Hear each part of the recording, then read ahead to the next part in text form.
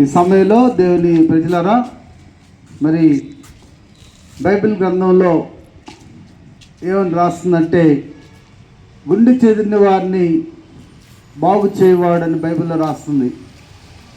గుండె చెదిరిన వారిని బాగు చేయవాడు అంటే, గుండె అంటే మామూలుగా శరీరంలో ఉండేది. బైబిల్ భాషలో మనస్సు అని అంటారు. మనస్సు బాగాలేనప్పుడు ఏం చేస్తారు? ఏడుస్తారు. మనసు బాగాలేనప్పుడు ఏం చేస్తారు?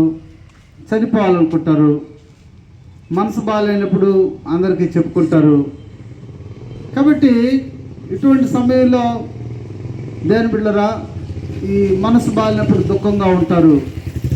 అయితే బైబిల్లో రాస్తుంది, యేసు ప్రభు ఆ మనసును బాగు చేసే వైద్యుడని.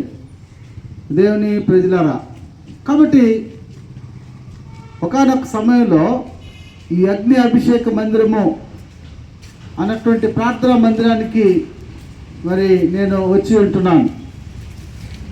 మరి దాదాపుగా 17-18 సంవత్సరాల క్రితము ఈ మందిరానికి నేను రావడం జరిగింది. ఒక దైవజనుడు పరిచయం చేశాడు.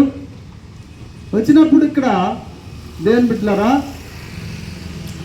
మరి ఈ మందిరానికి నేను రాకముందు నేను ఎలాగుండేవాడిని అంటే, పాపంలో సంతోషిస్తూ ఉండేవాడిని.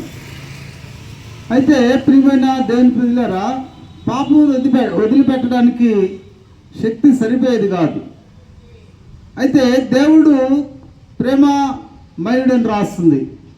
పాపంలో నేను చనిపోవడం ఆయనకి ఇష్టం లేదు. కాబట్టి ఇక్కడ ఈ అగ్ని అభిషేక మందిరం దగ్గరికి, ప్రేమన్న దగ్గరికి, ప్రేమ కలిగినటువంటి దైవజనుడి దగ్గరికి దేవుడు నన్ను నడిపించాడు.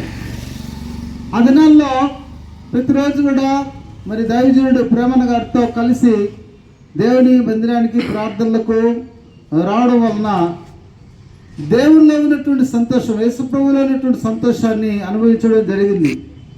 పాపంలో ఉన్న సంతోషం కన్నా యేసయ్యలో ఎక్కువ సంతోషం ఉందని తెలుసుకున్నాను. కాబట్టి పాపంలో చనిపోతే మానవుడు, దేవుని ప్రజల కింద భూమి ఉంది, ఈ భూమి కింద అగ్ని ఉందంట, అక్కడికి వెళ్తాడంట. అంత మాత్రమే కాకుండా ప్రియమైన దేవుని ప్రజల మనసు ఏం బాగుండేది కాదు. మనకు కనిపిస్తున్నటువంటి మందిరంలో మరి లోపల కూర్చునేవాడిని కాదు. నాకు మరి నా లోపల దురాత్మ ఉండేది. అది బయటకు వెళ్ళిపో అని చెప్తా ఉండేది. బయటకు వచ్చేవాడిని. ఒక దైవజనుడు నన్ను లోపలికి తీసుకెళ్ళేవాడు. మనసంతా ఏం బాగుండేది లేదు. మనస్సు గాయమైపోయింది. అది దేవుని ప్రజలారా కనిపించదు, కానీ మనిషి ఆత్మకు